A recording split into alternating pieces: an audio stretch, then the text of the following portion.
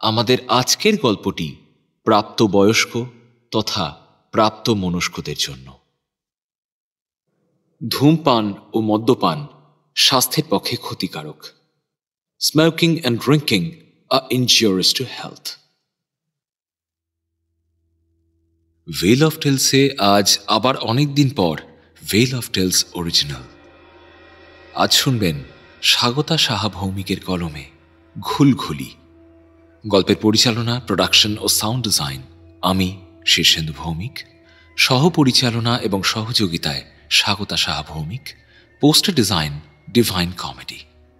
তাহলে শুনতে থাকুন আমাদের আজকের ভেল অফ টেলস অরিজিনাল ঘুলঘুলি।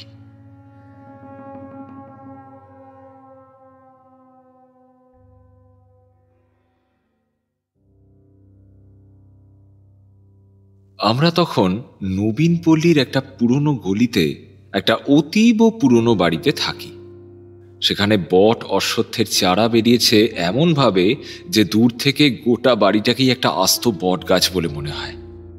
আমাদের পাড়াটা যথেষ্ট ঘিঞ্জি, এমনকি ব্রিটিশ আমলের এমন কিছু বাড়ি রয়েছে এখানে যেখানে দুটো আলাদা বাড়ির মাঝের দেওয়ালটা কমন। আমাদের এই গলিটায় ও বাড়ির ঝগড়া উড়ে আসে এ বাড়িতে, আবার রবিবারের মাংস রাঁধার গন্ধ ভেসে বেড়ায় এ বাড়ি ও বাড়ি।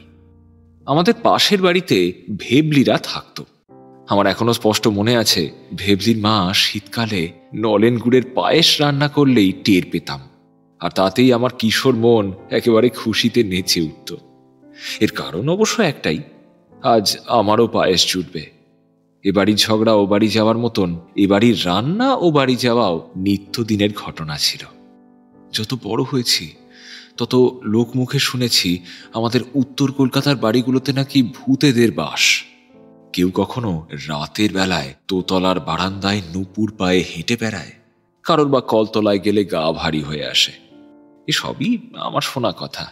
আমি বিশ্বাস করি আমাদের এই পাড়াগুলোতে আর যাই হোক ভূত টিকবে না।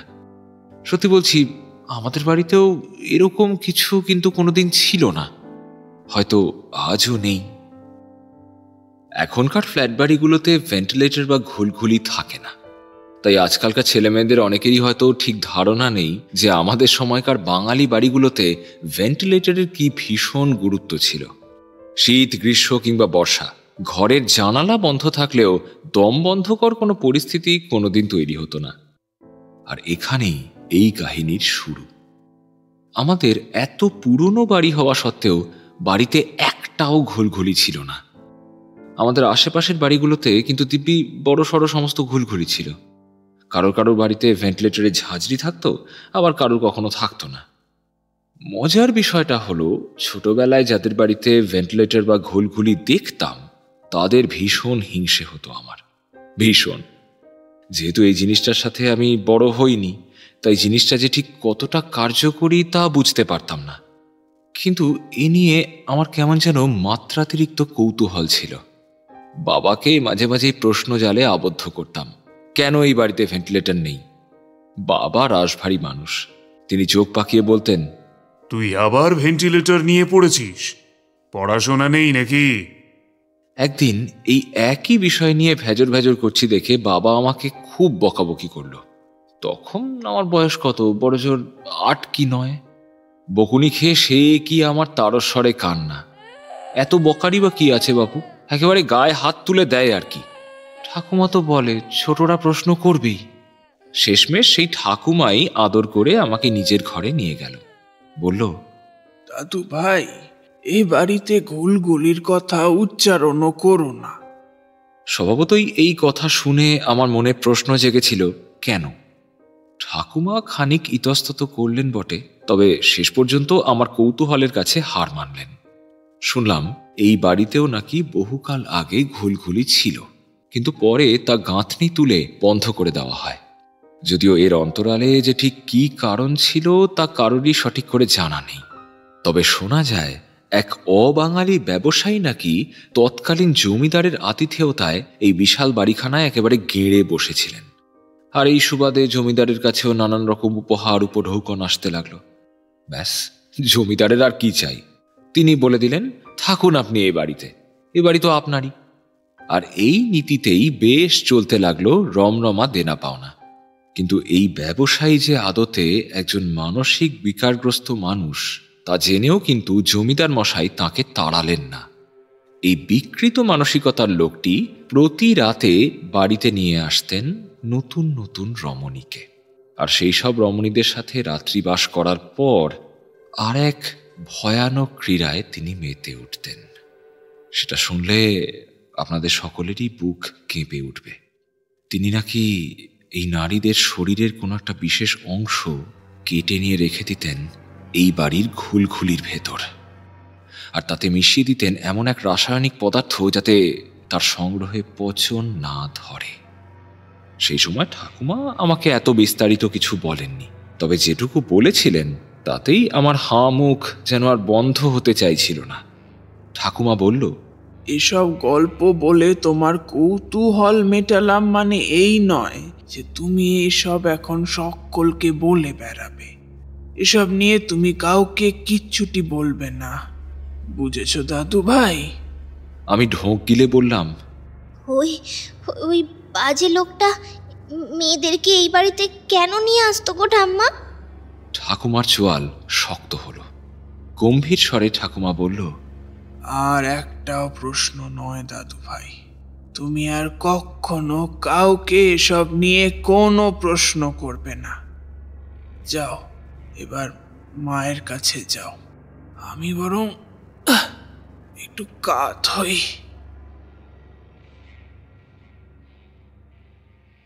এরপর থেকে ভেন্টিলেটর বা ঘুলঘুলি নিয়ে আমার কল্পনা যেন আকাশ ছোঁয়া হয়ে উঠল। বয়স বাড়ার সাথে সাথে বুঝলাম বড়দের সব প্রশ্ন করতে নেই, কারণ তাঁরা সঠিক উত্তর তো দেনই না, বরং কিশোর মনে জেগে ওঠা প্রশ্নের বোঝাকে নিজেদের মতো করে দুর্মুষ করে দেন। তাই ছোটবেলায় ঠাকুমার দেওয়া সাবধান বাণীতে কোনো কাজই হলো না। এবাড়ির ভেন্টিলেটর সংক্রান্ত কাহিনী আমার মনকে এক অজানা ভয় আর কৌতূহলের মায়াজালে একেবারে আষ্টে স্পৃষ্টে বেঁধে ফেলল। বয়স বাড়ার সাথে সাথে পক্কতাও এলো। বন্ধু বান্ধবের দৌলতে অনেক নিষিদ্ধ বিষয়বস্তু জানতে পারলাম। বয়সটা ছাই চাপা আগুনের মতো জ্বলতে লাগলো।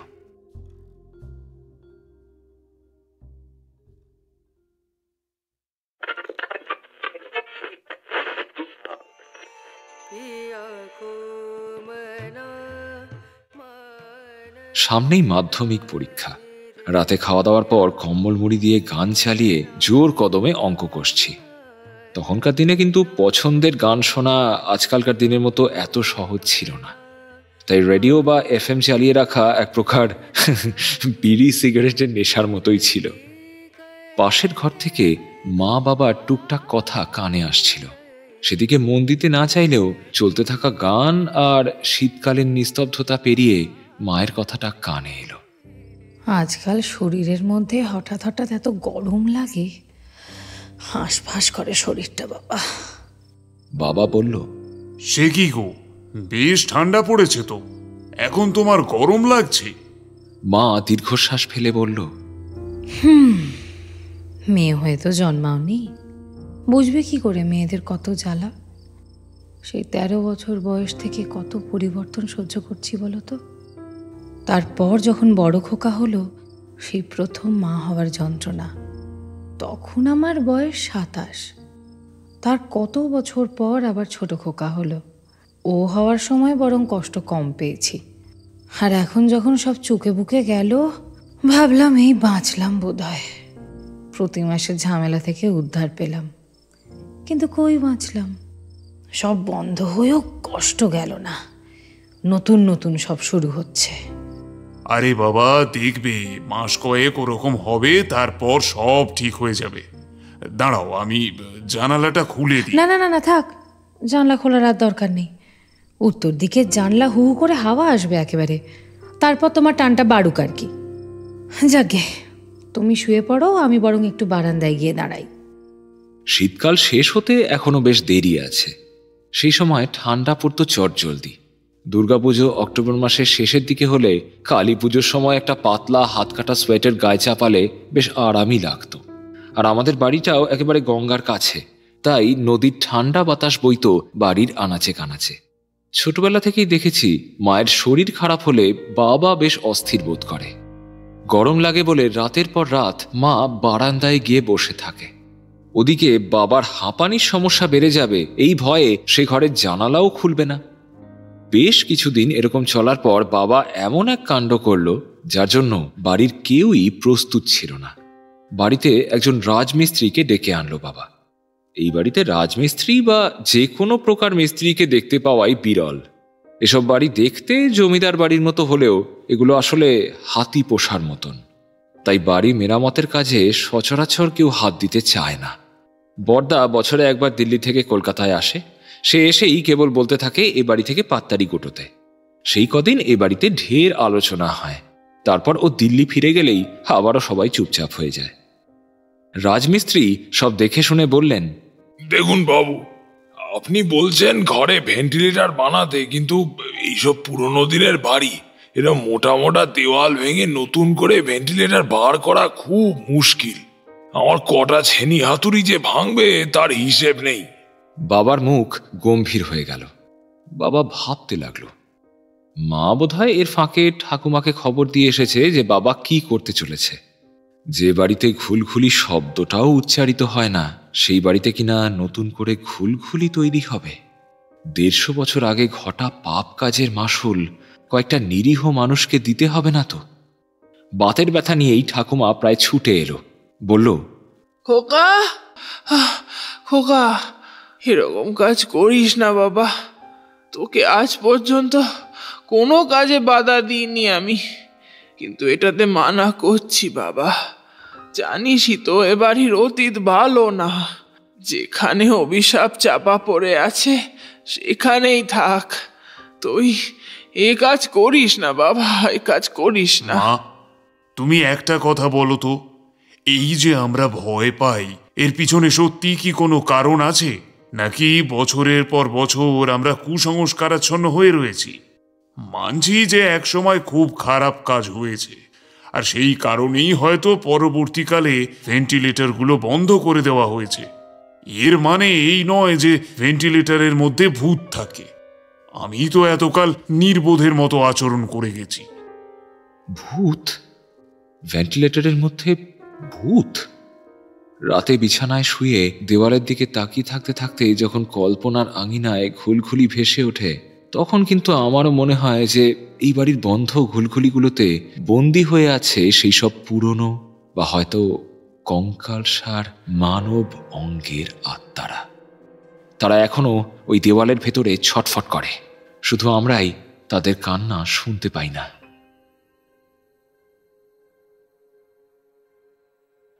ঠাকুমা আর মা যতই বলুক, আমি কিন্তু মনে মনে খুব চাইলাম যে বাড়িতে নতুন করে ভেন্টিলেটর তৈরি হোক। আমার এতদিনের জমে থাকা কৌতূহলের অবসান হোক। ঘরে ভেন্টিলেটর থাকলে রাতে ঘুমিয়ে কিরকম অনুভূতি হয় সেটা আমারও হোক। শেষমেশ রাজমিস্ত্রি বিধান দিলেন, একটাই উপায় আছে বাবু। নতুন করে ভেন্টিলেটর না বানিয়ে এই পুরনো ভেন্টিলেটরটার ওপর যে এক্সট্রা যে গাঁথনিটা আছে ওটা আমি ভেঙে দিতে পারি। আমি ফট করে বলে বসলাম, তাতে তোমার ছেনি হাতুড়ি বাজবে কাকু? আমার কথা শুনে রাজমিস্ত্রি অবহেলার দৃষ্টিতে আমার দিকে তাকিয়ে মুখ ঘুরিয়ে নিলেন। অদ্ভুত বয়স ছিল বটে। মন চায় সবাই পাত্তা দিক, অথচ কেউ পাত্তা দেয় না। উল্টে বাবার ধমক ভেসে এলো পাশ থেকে, কি হচ্ছে কি? তোর বড্ড বেশি জিজ্ঞাসা। এর 2 দিন পর থেকে বাড়িতে মিস্ত্রি লাগলো। পুরনো দিনের গাঁথনি ভাঙতে লোকটার একেবারে কালঘাম ছুটে যায় আর কি। আমি বিভোর হয়ে এই ঘরেই বসে রইলাম। সে এক অদ্ভুত অনুভূতি। সেই ছোট্টবেলার ইচ্ছে অবশেষে পূর্ণতা পাচ্ছে। আমাদের বাড়িতেও ভেন্টিলেটর তৈরি হচ্ছে। আমার ঘোর ভাঙলো একটা আচমকা চিৎকারে। বিস্ফারিত চোখে দেখলাম রাজমিস্ত্রি মইয়ের উপর থেকে হুড়মুড়িয়ে পড়ে যান আর কি। চোখের পলকে ছিটকে উঠে এসে আমি মইখানা ধরে ফেললাম। ততক্ষণে রাজমিস্ত্রি কাকুও নিজেকে খানিক সামলে নিয়েছেন। আমি ভয়ার্ত কণ্ঠে বললাম, কাকু কাকু তুমি ঠিক আছো? কাকু কোনো কথা বললেন না, মাথাটা সামনের দিকে ঝুলিয়ে দাঁড়িয়ে রইলেন মুয়ের ওপরেই। খেয়াল করলাম তার খুব জোরে জোরে নিঃশ্বাস পড়ছে। আমি আর এক মুহূর্ত দেরি না করে বাবাকে ডাক দিলাম, বাবা, ও বাবা, একবার এ ঘরে এসো তো তাড়াতাড়ি। বাবা, বাবা। বাবা আর আমি মিলে কোনো রকমে মিস্ত্রি কাকুকে ধরে নামিয়ে আনলাম নিচে। মাটিতে ধপ করে বসে পড়লেন তিনি। আমি তাকে জল এনে দিতেই সেটা এক চুমুকে শেষ করে অপরাধীর দৃষ্টিতে তিনি চাইলেন বাবার দিকে। বাবা চিন্তিত কণ্ঠে জিজ্ঞেস করল, কি হয়েছিল তোমার? মাথা ঘুরে গেছে? কাকু যেন খানিক ইতস্তত করে আমার দিকে একবার তাকিয়ে বাবাকে উদ্দেশ্য করে বললেন, বাবু, আপনার ছেলে আজ আমার প্রাণ বাঁচিয়েছে বাবু। ও ঘরে না থাকলে আজ আমি নির্ঘাত পড়ে যেতাম। দেখলাম বাবার গুরু গম্ভীর মুখে যেন এক চিলতে আলো ঝিলিক দিয়ে গেল। যদিও সে আলো খালি চোখে ধরা পড়ে না, তবে মনের আতস কাছে ধরলে ধরা পড়ে বই কি। বাবা মিস্ত্রি কাকুর হাতে একদিনের মজুরি দিয়ে তাকে ছুটি দিয়ে দিল। তার যে হঠাৎ কি হলো, কাজ করার সব শক্তি যেন তার হারিয়ে গিয়েছে। যদিও তার কি হয়েছে সে সম্পর্কে তিনি খোলসা করে কিছুই বললেন না। আমার তখন কাঁচা বয়স ঠিকই, তবুও কাকুর মুখে ফুটে ওঠা একটা প্রচণ্ড ভয়ের অভিব্যক্তি আমার নজর এড়ালো না। তিনি যেন মানে মানে এই ঘর থেকে পালাতে পারলে বাঁচেন। এরপর দিন চারেক তাকে আর এ তল্লাটে দেখা গেল না। মা আর ঠাকুমা দুজনেই ভীষণ অসন্তুষ্ট। একে তাদের ভেন্টিলেটর খোলা নিয়ে আপত্তি ছিল, উপরন্তু গোঁদের ওপর বিস্ফোরণ মতো মিস্ত্রি একটা আধ খেচড়া কাজ করে দিয়ে পালিয়েছে। অতএব সবার মেজাজ একেবারে সপ্তমে। দুপুরে এই ঘরে কেউ থাকে না। মা চলে যায় ঠাকুমার ঘরে পান সাজতে। আমি তখন গুটি গুটি এই ঘরে এসে বসে থাকি। চুপচাপ ভেন্টিলেটরের দিকে এক পানে চেয়ে থাকতে থাকতে কোন জগতে যেন হারিয়ে যাই।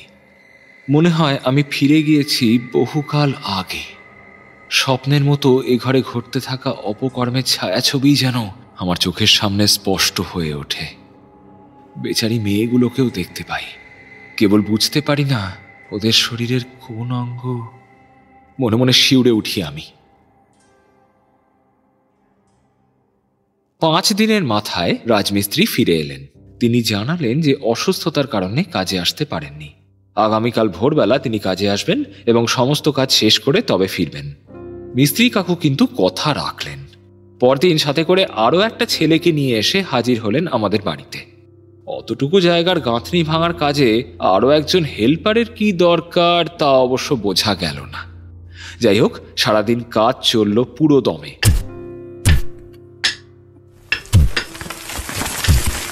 ভদ্রলোক এমনিতে ভীষণ কথা বললেও আজ যেন ভীষণ রকমের চুপচাপ। মা যখন চা দিয়েছে তখনও চুপচাপ বসে চা খেয়েছে, আর বার কয়েক হয়তো একটু বিড়ি টেনেছে। হেল্পার ছেলেটাও কয়েকবার জিজ্ঞেস করলো, ও কাকা, বলছি তোমার আজ হলোটা কি? কথা বলছো না কেন? কাকু বললেন, এই কাজটা তাড়াতাড়ি শেষ করে দিতে পারলে বাঁচি রে বাচ্চু। কদিন দেশে গিয়ে একটু কাটিয়ে আসবো। কিছু ভালো লাগছে না। যবে থেকে এই কাজটা নিয়েছি একটার পর একটা লেগেই আছে। সেদিন পড়তে পড়তে বেঁচেছি। এত বছর ধরে কাজ করছি, কোনোদিন হয়েছে এরকম? ওদিকে এক পাওনাদার, সেও শালা পয়সার তাগাদা দিয়ে যাচ্ছে। এই সব কিছু একসাথে এনে ঘাড়ের ওপর এসে পড়েছে রে, ভাল লাগছে না। এই বাড়ির মাসিমা বলছিলেন যে এই ভেন্টিলেটর নাকি ভুতুরে। আমি যেন না ভাঙি, কথাটা তখন কানে তুলিনি। এখন দেখছি। বাবার অফিস থেকে ফিরতে সেদিন খুব দেরি হচ্ছিল, কিন্তু মিস্ত্রি কাকু আর দেরি করতে নারাজ। কাজ হয়ে গেছে, এবার তাকে তাড়াতাড়ি বাড়ি ফিরতে হবে। মাকে তারা বলে গেলেন যে আগামীকাল সকালে এসে বাকি টাকা নিয়ে যাবেন। মা বলল, আচ্ছা বেশ, তাই করো। আজ যে ওর এত দেরি হবে ফিরতে, কে জানতো বলো? আমি না হয় তোমাদের টাকাটা চেয়ে রাখতাম তাহলে। যাকে, কাল এসে নিয়ে যেও। মিস্ত্রি কাকু চলে গেলেন, কিন্তু পরদিন তিনি আর টাকা নিতে এলেন না। মা ঘরদোর একেবারে পরিষ্কার করে দিয়েছে। কালকেও যে ঘরে অত রাবিশ ছিল, আজকে সেই ঘর দেখে চেনাই যায় না। ঘরের দুটো জানালার ঠিক মধ্যেখান বরাবর উপরের দিকে তাকালে দেখা যাচ্ছে নতুন কিন্তু বয়সে আদিম ঘুলঘুলিটা, যেন জলের মাঝে হঠাৎ জেগে ওঠা একটা অজানা দ্বীপ। বন্ধ জানালার বাধা পেরিয়ে ঘরের ভেতর কি এক ঠান্ডা হাওয়া খেলছে। আমার মনটা একটা অজানা পরিতৃপ্তিতে ভরে উঠল। দুপুরবেলা মা ঘরে শুয়েছিল। আমি মায়ের পাশে বসে পাটিগণিত কষছিলাম। এক দুবার অন্যমনস্ক হয়ে ভেন্টিলেটরের দিকে তাকাচ্ছিলাম। এমন সময় সেদিক থেকে একটা শব্দ কানে এলো। মনে হলো ছোট কোনো পাখির ডানার শব্দ। চোখ তুলে আমি চাইলাম ভেন্টিলেটরের দিকে, আর সেদিকে তাকাতেই বুকের ভেতরটা ছ্যাঁত করে উঠল আমার। এক ঝলকের জন্য যা দেখতে পেলাম তা কি আদৌ সত্যি? চোখ সরিয়ে কয়েকবার মিটমিট করে আবারও সেদিকেই দৃষ্টিপাত করলাম। না, এবার আর কিছু চোখে পড়ল না, কিন্তু একটু আগে মনে হলো কয়েকটা গোলাকৃতি জিনিস যেন ভেন্টিলেটরের ভেতর থেকে উঁকি মারছে। সেগুলো দেখতে অনেকটা টেবিল টেনিসের পিং পং বলের মতন, মসৃণ কিন্তু একটা বিশেষ নকশা কাটা। দিন কাটতে লাগলো, তবুও রাজমিস্ত্রি কাকার দেখা কিন্তু মিলল না। তিনি এখনো তার পাওনা টাকা নিয়ে যাননি। বাবা রীতিমতো অস্থির হয়ে উঠল। এলাকায় অন্যান্য মিস্ত্রিদের জিজ্ঞাসাবাদ করেও সঠিক কিছু জানা গেল না। সবাই জানালো যে তারা ওই লোক সম্পর্কে কিছু জানে না। দেশে যাবে বলে বেরিয়েছিল, কিন্তু এরপর সে আর কলকাতায় ফেরেনি। অগত্যা তার জন্য অপেক্ষা করা ছাড়া আমাদের আর কোনো উপায় রইল না। কিন্তু আমাদের ছোট্ট পরিবারটার ওপর হঠাৎই যেন কেমন একটা কালো ছায়া নেমে এলো। বাড়িতে আগে যে শান্তি ছিল তা এখন হঠাৎ কোথায় যেন হারিয়ে গেল। কারণ বাবা আচমকাই ভীষণ অসুস্থ হয়ে পড়ল। তার হাঁপানি এমন বাড়ল যে তাকে বারবার হসপিটালে ভর্তি করতে হলো। শেষমেশ আমরা বাড়িতেই অক্সিজেন সিলিন্ডার রেখে বাবার চিকিৎসা করাতে লাগলাম। ঠাকুমার এক কথা, পুরনো অভিশাপ আবারও ফনা তুলেছে এই বাড়ির অন্দরমহলে। ধীরে ধীরে আমরা নাকি সবাই শেষ হয়ে যাব, সবাই। ঠাকুমা এসব কথা বললেই আমার রক্ত জল হয়ে যায়। সেদিন দুপুরে দেখা দৃশ্য হঠাৎ করে মনে পড়ে যায় আমার। কিন্তু বাবার শরীরের কথা ভেবে আমি একটা সিদ্ধান্ত নিলাম। মাকে গিয়ে বললাম মা আর বাবা যেন আমার ঘরে গিয়ে থাকে। শীতে ভেন্টিলেটর দিয়ে ঢোকা ঠান্ডা হাওয়া লেগেই বাবার শরীর হয়তো বেশি খারাপ হচ্ছে। আমার কথা শুনে মা কিন্তু বিশেষ আপত্তি করল না, শুধু বলল, বড় হয়ে গেলি বাবু, তুই ঠিকই বলেছিস। তোর বাবাকে পাশের ঘরে রাখাই ঠিক হবে। তোর বাবার লাংসের যা অবস্থা। আমি বাবা মায়ের ঘরে গিয়ে থাকতে শুরু করলাম। ভেন্টিলেটরের দিকে আমি আর বিশেষ নজর দিতে চাই না। এই কদিনে একটা ব্যাপার আমার কাছে স্পষ্ট হয়ে গিয়েছে যে এই ভেন্টিলেটর সত্যি কোনো সাধারণ ভেন্টিলেটর নয়, বরং এ আজও বহন করে চলেছে বহু না জানা কাহিনী। পিংপং বলের মতো জিনিসগুলো যে ঠিক কি তা আমি এতদিনে আবিষ্কার করে ফেলেছি। ওগুলো মানুষের চোখ। ওরা এতকাল পর আবারও মুক্তির স্বাদ পেতে চায়। ঝুলঝুল করে চেয়ে থাকে আমার দিকে। সেই দৃষ্টি বড় ভয়ঙ্কর, হিংস্র, প্রতিহিংসা পরায়ণ। ঘর বদল করতেই বাবার শরীর কিন্তু ধীরে ধীরে সেরে উঠতে লাগলো। বাড়ির পরিবেশও আবার আগের মতো হালকা হতে শুরু করলো। কেবল আমার মন জুড়ে কেমন যেন একটা ভারী ভাব। মনের অস্বস্তির কথা কাউকে মুখ ফুটে বলতে পারি না। বুকের মধ্যেখানে পাহাড় প্রমাণ ভয় জমতে জমতে কোন দিন যে তা হুড়মুড়িয়ে ভেঙে পড়বে তা জানি না। এর মধ্যেই একদিন সকালে একটা অপ্রত্যাশিত ঘটনা ঘটল।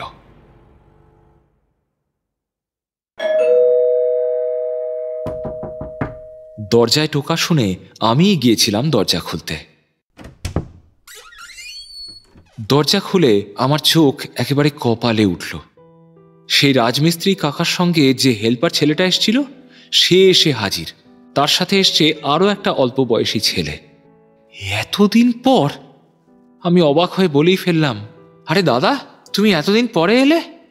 কাকা কোথায়? বাবা তোমাদের কত খোঁজ করছে জানো? ছেলেটা মাথা নিচু করে দাঁড়িয়ে রইল। জিজ্ঞেস করলো, বাবা বাড়িতে আছে কিনা। আমি ওদের দুজনকে বাড়ির ভেতর নিয়ে এলাম।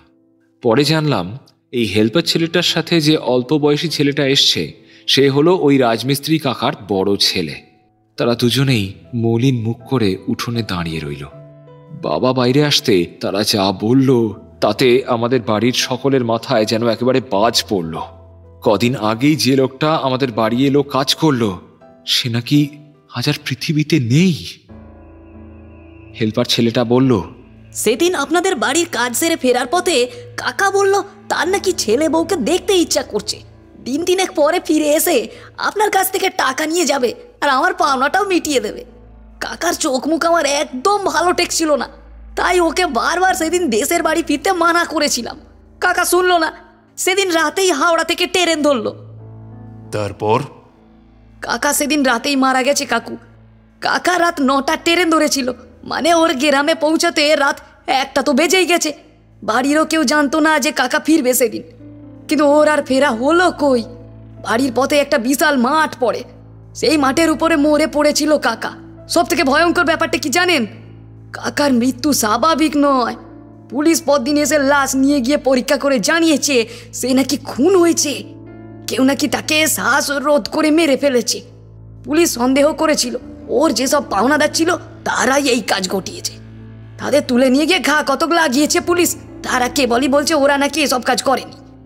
আঙুলের ছাপ নাকি বলে ওটাও পাওয়া গেছে ওর গলায়। তবে সেই ছাপ পাওনাদারদের মধ্যে কারো নয় জানেন। এ বোধহয় আর মীমাংসা হওয়া নয় কাকু। পুলিশ তল্লাশি চালিয়েছে, তবু আজ পর্যন্ত কেউ ধরা পড়েনি। আমরা গরিব মানুষ, আমাদের কেউ মারতে কেন চাইবে বলুন তো? কথাগুলো শোনার পর আমার মুখ থেকে আর একটাও কথা সরল না। মনে হলো আমি যেন জানি এই মিস্ত্রি কাকার খুনি আসলে কে। পুলিশ কোনো কালেই সেই খুনিকে ধরতে পারবে না, কারণ সে আর যাই হোক মানুষ নয়। আমার ঘরের ভেন্টিলেটরে যারা বাসা বেঁধে আছে তাদেরই কেউ হয়তো কাকাকে মেরে ফেলেছে। আজ নয়তো কাল হয়তো হয়তো আমারও এই একই হবে। মা, বাবা আর ঠাকুমা তিনজনেই উঠোনে রাখা চৌকির ওপর চুপ করে বসে রইল। ছেলে দুটো টাকা পয়সা নিয়ে বিদায় নিয়েছে। দীর্ঘশ্বাসের পর দীর্ঘশ্বাস। আমার মতো ওরাও হয়তো মনে মনে কিছু ভাবছে। হয়তো ভাবছে অভিশপ্ত ঘুলঘুলিকে আলো দেখানোর কারণেই অকালে প্রাণ হারালো লোকটা। তবে ওরা যাই ভাবুক, সে কথা কিন্তু তিনজনের একজনও মুখে আনল না। আর সেই দিন রাত থেকেই শুরু হলো আমার অনিদ্রার যাত্রা। ছোটবেলা থেকে আজ অবধি যেই ভেন্টিলেটর নিয়ে আমার এত জল্পনা কল্পনা ছিল, তাই কিনা আজ কারোর মৃত্যুর কারণ হয়ে দাঁড়িয়েছে। আর সাথে সাথে আমারও কেমন যেন একটা অনিয়ন্ত্রিত মোহেরও কারণ হয়ে দাঁড়িয়েছে ওই ঘুলঘুলি। আমি দিনরাত এক করে সেই ভেন্টিলেটরের ভেতরে থাকা বস্তুটার চরিত্র বোঝার চেষ্টা করি। আর সন্ধে নামলেই ঘুলঘুলির ভেতর থেকে অজস্র চোখ আমার দিকে ড্যাব ড্যাব করে চেয়ে থাকে। একদিন মাঝরাত পর্যন্ত পড়ার পর চেয়ারে বসেই ঝিমোচ্ছিলাম। ঘুম নয়, তন্দ্রা। বুকের মধ্যে খাঁচায় বন্দি পাখির মতন কেমন যেন একটা ঝটপটানি। এমন সময় পায়ের পাতায় কেমন যেন একটা সুরসুরি লাগলো। চমকে সজাগ হয়ে উঠে বসলাম আমি। অন্ধকারে নিজের পাটা কোলের ওপর তুলতেই প্রচণ্ড ভয়ে চিৎকার করে উঠলাম আমি। দেখতে পেলাম আমার পায়ের গোড়ালির কাছে সাপের মতো জড়িয়ে আছে একটা কাটা শীর্ণকায় হাত। আমি পরিত্রাহী আর্তনাদ করতে করতে পাটা ঝাড়া দিলাম। প্রথমেই কিন্তু সেটা মাটিতে পড়ে গেল না, বরং আরো চেপে বসলো আমার গোড়ালির ওপর। সে কি ঠান্ডা স্যাঁতস্যাঁতে স্পর্শ! শেষমেশ উপায়ান্তর না দেখে আমি হাত দিয়েই সেটাকে কোনো মতে ছাড়িয়ে গায়ের জোরে আঁচড়ে ফেললাম মাটিতে। আর সেটা মাটিতে পড়েই সরসর করে মেঝের ওপর দিয়ে হামাগুড়ি দিয়ে তারপর দেওয়াল বেয়ে উঠে সোজা গিয়ে সেই ঘুলঘুলির ভেতর ঢুকে পড়ল। ততক্ষণে আমার চিৎকারে পাশের ঘর থেকে ছুটে এসেছে বাবা মা দুজনেই। কিন্তু আমার আর তখন কথা বলার অবস্থা নেই। ঠকঠক করে কাঁপছি, হাত পা বরফের মতো ঠান্ডা। বেশ কিছুক্ষণ পর খানিক স্বাভাবিক হয়ে আমি সব কথা খুলে বললাম ওদেরকে। দুজনের মুখেই ধূসর, চিন্তিত। মা আমাকে আঁকড়ে ধরে রয়েছে। বাবা খানিক ভেবে বলল, খোকার কথা শুনে মনে হচ্ছে মাকড়সা, বড় মাকড়সা। আগে এ বাড়ির বাগানের পিছনের বাথরুমটায় এরকম অনেক মাকড়সা ছিল। হতে পারে বর্ষাকাল, তাই ওখান থেকে বেরিয়ে এখানে এসে আস্তানা গেড়েছে। দাঁড়াও, আমি একবার উঠে দেখি। বাবা একটা মই নিয়ে এলো। তারপর তাতে উঠে ঘুলঘুলির ভেতর উঁকি মারল, আর তারপরেই চোখের পলকে নিজের পায়ের চটি খুলে সজোরে কয়েকবার আঘাত হানল সেই জায়গায়। আর পরক্ষণেই একজন প্রাপ্তবয়স্ক পুরুষের হাতের চেটোর মাপের একটা মাকড়সার মৃতদেহ এসে পড়ল মেঝেতে। সেটা দেখিয়ে বাবা বলল, দেখ, এটা দেখেই ভয় পেয়েছিস?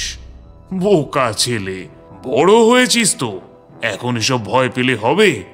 যুক্তি দিয়ে ভাবতে হবে তো। মায়ের মুখের দিকে তাকিয়ে দেখলাম মাও যেন খানিক স্বস্তি পেয়েছে। মা যেন এটাই দেখতে চাইছিল। আমার মাথায় খানিক হাত বুলিয়ে দিয়ে মা বলল, এবার শুয়ে ঘুমিয়ে পড় বাবু, 1-2 গুণ দেখবি ঠিক ঘুম এসে যাবে। ওরা চলে যাওয়ার পর আমি গুটি গুটি বিছানায় এসে শুয়ে পড়লাম।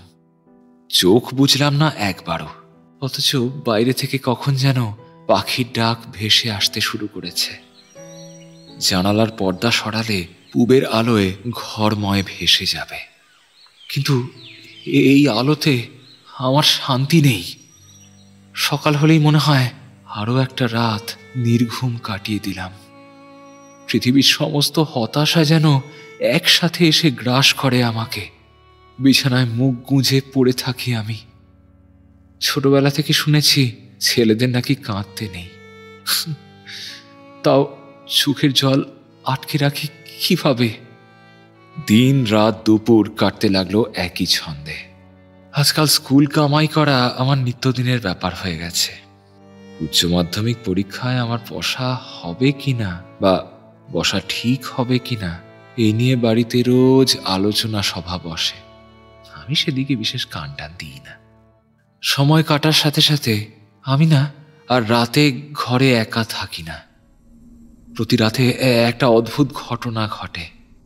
ডিম লাইটের মৃদু আলোতে দেখতে পাই ঘুলঘুলি থেকে নেমে আসছে একটা একটা করে মানুষের শরীরের অঙ্গ। সেটা কখনো হাত, কখনো পা, কখনো চোখ, কখনো আঙুল। বিবমিশা হয় আমার, কিন্তু কিন্তু আমি বিছানা ছেড়ে উঠে পালাতে পারি না। শরীরটা যেন 10 মণ পাথরের মতো ভারী হয়ে থাকে। চোখের সামনে দেখি ধীরে ধীরে সেই অঙ্গগুলো একত্রিত হচ্ছে। তারপর সে কি বিভৎস কিম্ভূত কিমাকার চেহারা নিয়ে একটা মানুষের অবয়বে পরিণত হয় তারা। এটা বুঝতে পারি সেই মানুষের অবয়ব আসলে একজন নারীর, অনেক নারীর সংমিশ্রণে তৈরি একটা নারীর অবয়ব। সেই নারী ধীর পায়ে হেঁটে এসে আমার বিছানার পাশে বসে পলকবিহীন দৃষ্টিতে চেয়ে থাকে আমার দিকে। সেই দৃষ্টি প্রমাণ করে ও আমাকে ঘৃণা করে। ঘৃণা কি সব যেন বিড়বিড় করে বলতে থাকে। আমি ওর একটা কথারও অর্থ বুঝতে পারি না, কেবল ঠায় চেয়ে থাকি ওর চোখের দিকে। ওকে যেন কিছুতেই চোখের আড়াল করা যাবে না। আড়াল করলেই সর্বনাশ হবে আমার।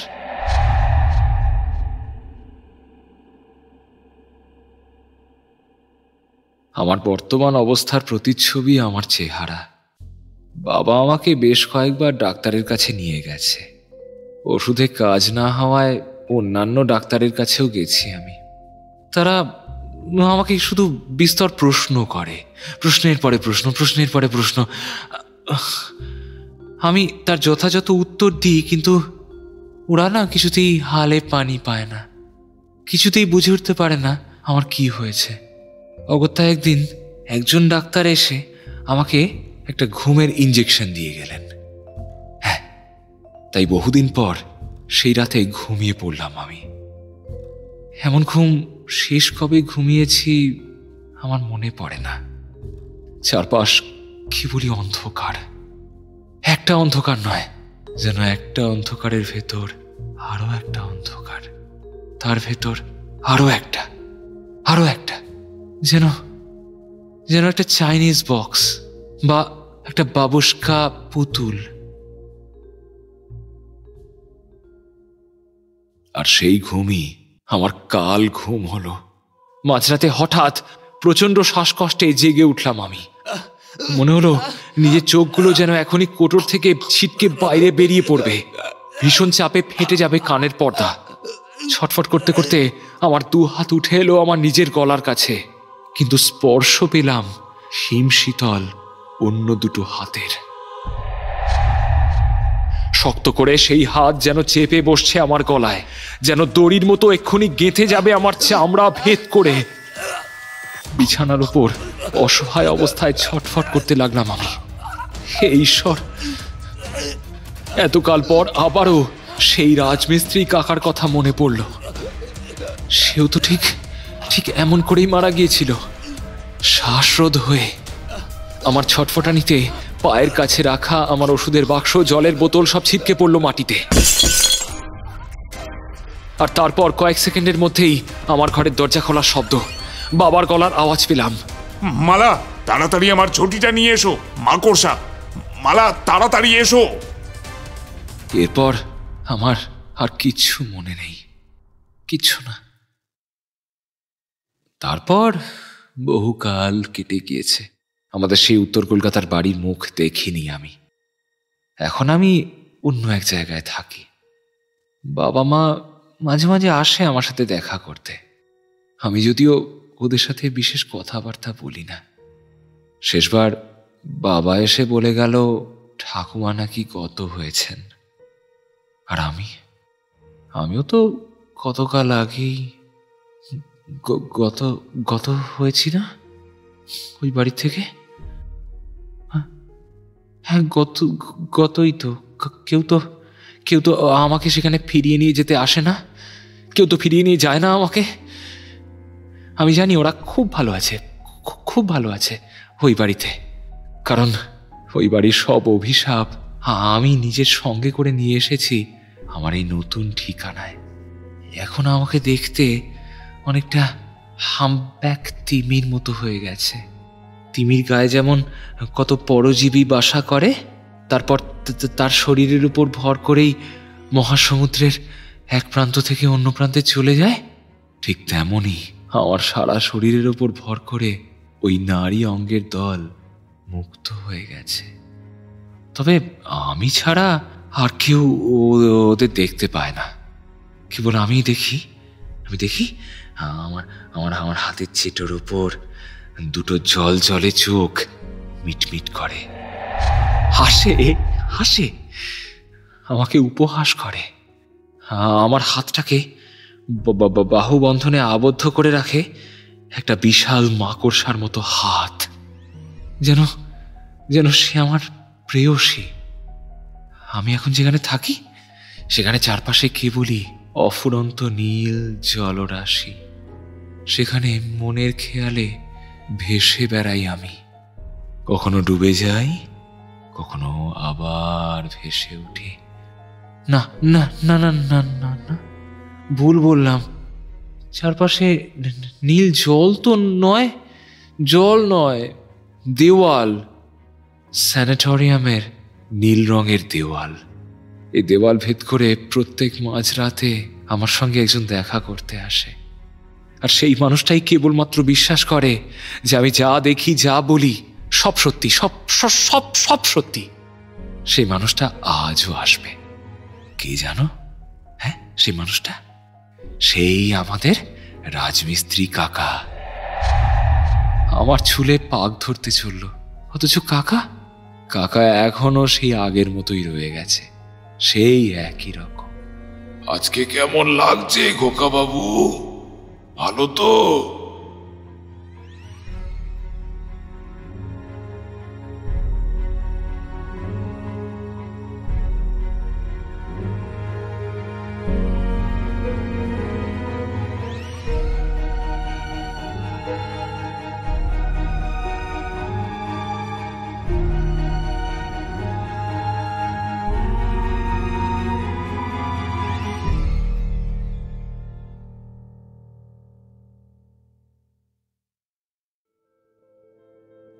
শেষ হল ভেল অফ টেলস অরিজিনালসে আমাদের আজকের গল্প ঘুলঘুলি।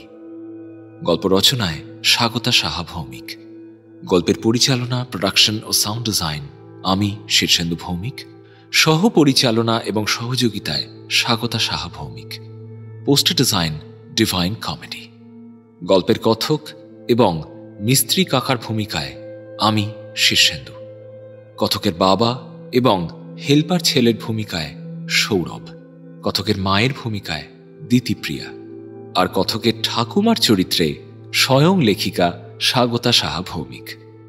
আমাদের আজকের গল্পটি আপনাদের কেমন লাগলো তা অবশ্যই আমাদের জানাতে ভুলবেন না। যদি গল্পটি আপনার ভালো লেগে থাকে তাহলে অবশ্যই লাইক করুন, শেয়ার করুন, আর যদি আজ আপনি আমাদের এই চ্যানেলে প্রথমবার এসে থাকেন তাহলে প্লিজ সাবস্ক্রাইব করুন। আমরা খুব শীঘ্রই আবারও ফিরে আসব আমাদের পরবর্তী গল্প নিয়ে। ভালো থাকবেন। ধন্যবাদ।